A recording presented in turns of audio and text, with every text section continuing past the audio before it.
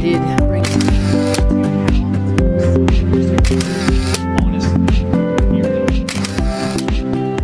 Citizens Minutes, 31st edition. My name is Robert Wilkins.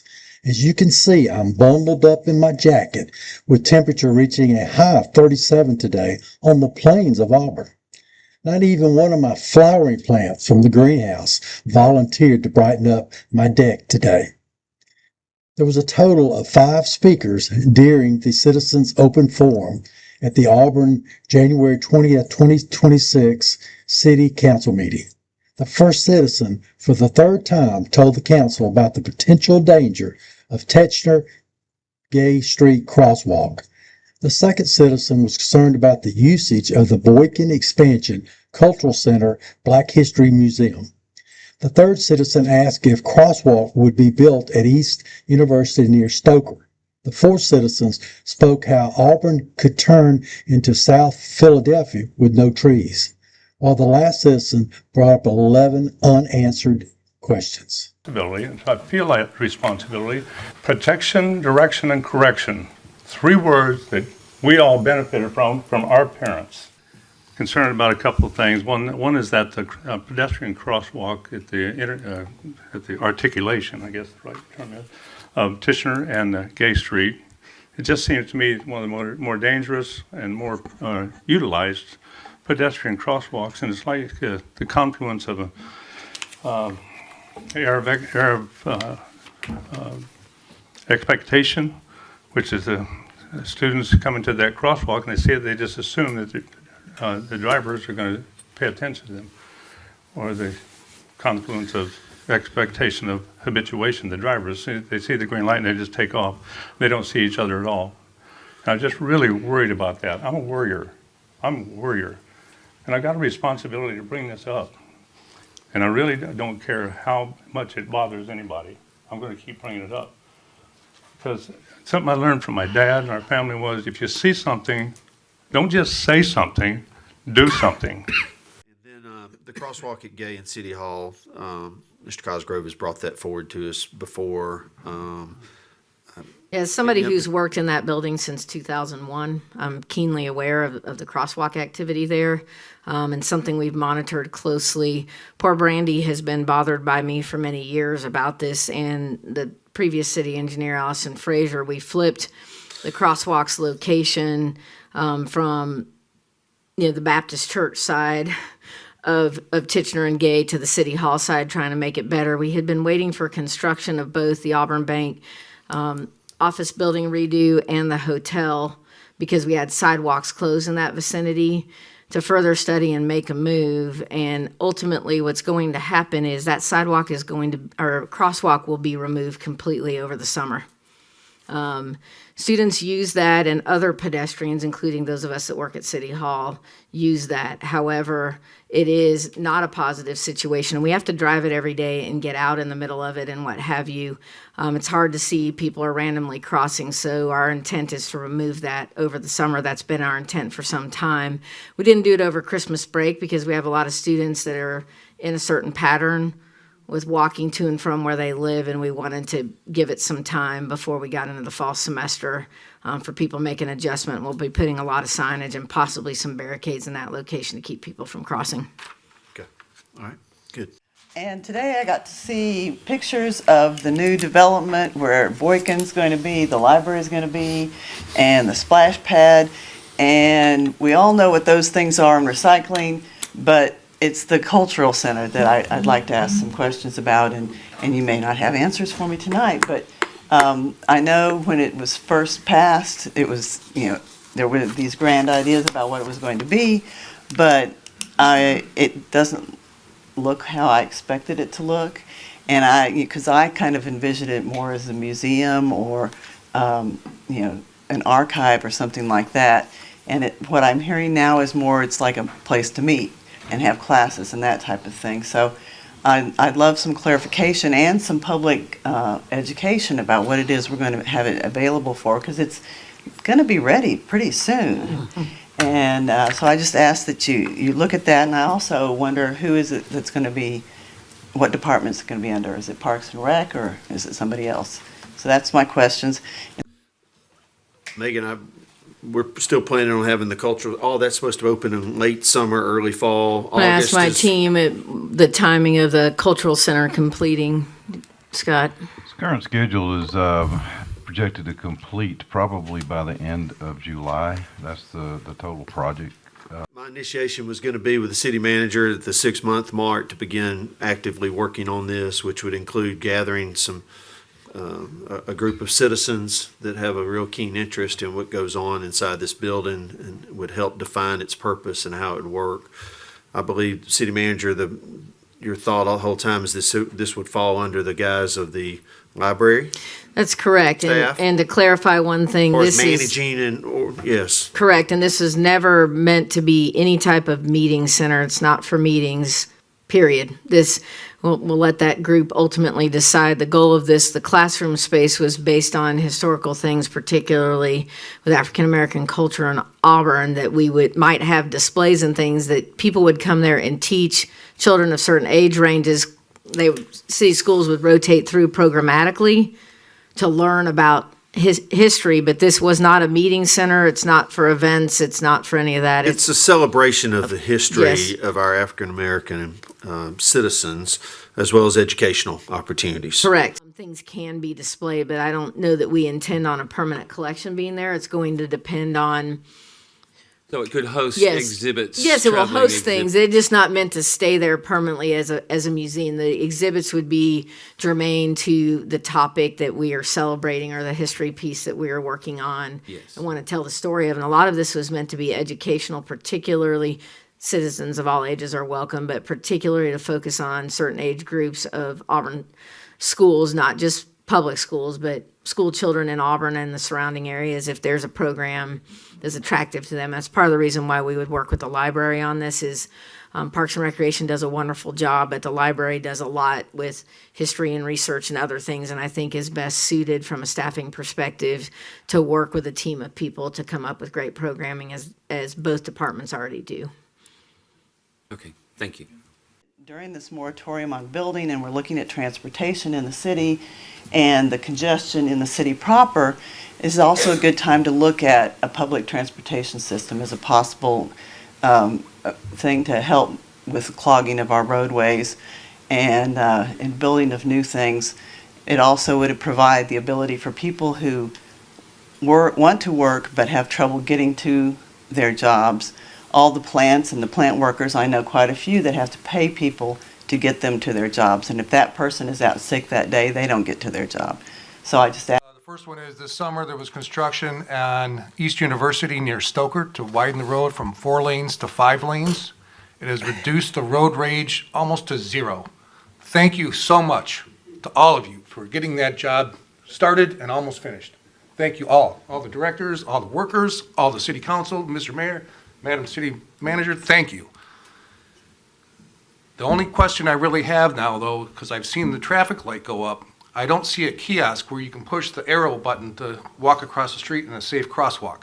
Is there a crosswalk planned for that intersection? There doesn't need to be 2, because I don't think there's going to be that much pedestrian traffic. 1 would be sufficient. So I don't know if the council or if the planning commission knows the answer to that question or can answer that question tonight, but it's a concern I have because I like to go across that street often, and I often have to dodge vehicles to get to the other side, to get to the sidewalk. Thank you. Anyway, as far as Mr. Abear and the crosswalk, can you maybe just speak quickly to that? Yes, there are as no to- plans for a crosswalk there at this time because we have no sidewalk on that other side of the road where he's referring to Stoker Street. We don't have sidewalks there. So there is a sidewalk on East University Drive, but there isn't anything connecting to it. Wanted to come in and talk to you guys just for a minute about the development of Auburn, and Auburn's growing. We're proud of Auburn. It's a very vibrant city. But I'd like for us to be very careful about how we develop. And this is just general comments. It's strategic, not about any particular development. My address is Ashton Park. I'm across the 147 from the new development that's being proposed right there at the corner of North College and University. But there's other developments in North Auburn. Auburn right now has been, since I moved here 35 years ago, known as a tree city. And right now, a lot of the developments that are being approved are not leaving any trees. And so I also am involved right now in building some houses. I realize that not everybody, we can't stop building houses. The lot I'm building on right now was a trash pile. So we cleaned it up and we're building 6 houses there. So we're trying to make it a nicer place. But leaving trees is something I know that you don't always have as much discretion as you might like to have because of the laws of property rights of property owners to do what they want with their property. But at least try to negotiate with the developers so that you get brownie points of some kind if you leave enough trees that you have legacy foliage and you're leaving the tree as a tree city. And I was kind of motivated with this comment about when I was in graduate school in Virginia. I drove up in the Northeast quite a bit, and I got off on interstate at Philadelphia, and I got off in South Philadelphia. I don't know if anybody's ever been to South Philadelphia, but it's just row after row after row of high density housing.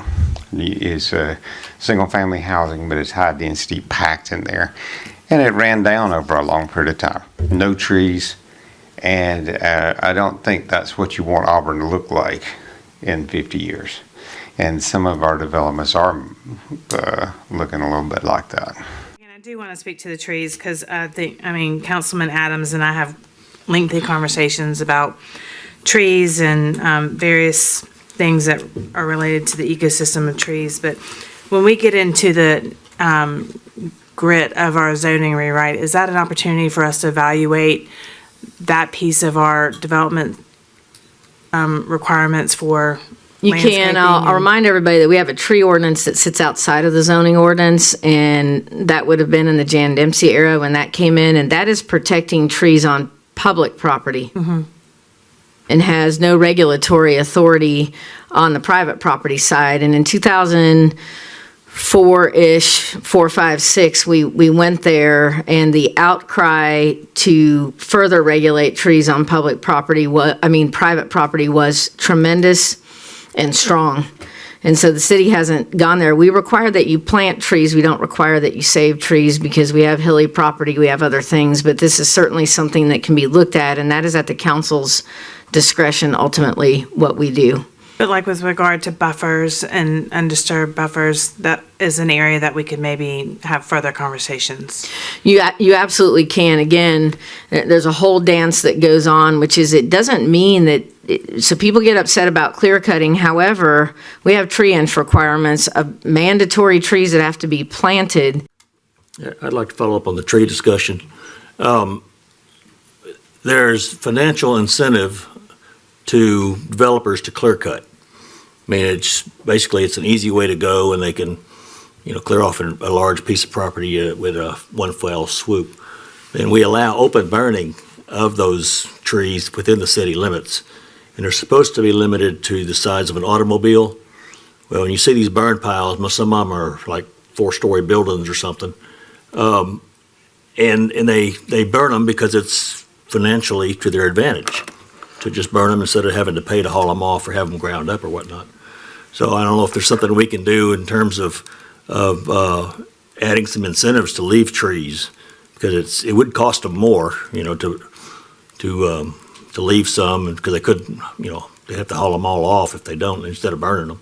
So I don't know if there's any financial incentives we can offer to developers so that they don't plan on mass removal and burning. Instead, they plan on selective burning and removal of some, but don't know if that's an option or not. The incentives that you're referring to would all need to be ordinance-based, because from Yes. yeah. Cash Something- money, we that's can't something to do think that, about. but we can is I think what you're saying is you find a way to make it financially reasonable within our ordinances for them to Yeah. do so, some sort of incentive that way, and that's Right. absolutely, Right. we can look at that. Unanswered questions. Why, after 8 months, does our city manager continue to dance around public records requests by simply not providing just 2 line items, salary and wages, employee benefits, for the solid waste management fund for 2025? How does a moratorium work while the two largest private student housing future developments are under the radar? Why does the City of Auburn provide such huge incentives for expansion of corporations while leaving small businesses with non-existent incentives? How did the 1999 Auburn City Council pass Ordinance 1883, referred to as a family definition ordinance, that has become one of the most discriminatory ordinances ever perpetuated upon an American city and its citizens by misusing of its zoning laws? Then in March of 2021, it even got worse. It was parlayed into an ordinance 3288, referred to as short-term rental. How does our city manager wield such power over 8 council members and 1 mayor? I will never know and understand. How does it frivolous yearly independent city audits gain such respect of a council and a mayor while at the same time not able to locate many approved items in the budget? Why are the excessive automobile purchase, excessive salaries for the city manager and her staff, excessive spending disguised as management fees, and the list goes on with the city budget? How can concerned mothers from Ward 1 deal with our police department be ignored by our mayor, city council, and its chief of police instead of just meeting with them? Why did we build a $37 million Taj Mahal called Lake Wilmore and refurbish such wonderful and beautiful parks while ignoring the basic needs of our youth for practice fields, practice basketball courts, and other practice areas? Why are we not training our city council in proper Robert's Rule of Order and constitutionalities of citizens' right by an independent organization mentioned many times by Susan Bolt? When is Auburn government too big? I think we are there now. Quote by Gandhi. He said, government control gives rise to fraud, suppression of truth, intensification of the black market, and artificial scarcity, above all, unmans the people and deprives them of initiative. It undoes the teaching of self-help, unquote. Citizens' questions. Question. Margot asked, I noticed the other 4 speakers had answers to their questions at the last council meeting, while you did not have a single council member, including the mayor and city manager, respond to your questions. Well, Margot, I think since I asked a total of 11 questions, likely they will create a special work session to dissect each question in its entirety and will present their findings at one of the next council meetings. What do you think, Margot? Please make comments or become a guest speaker on Citizens Minutes by going to Nextdoor, YouTube, or Facebook. Your counsel is only as good as the information that you gather.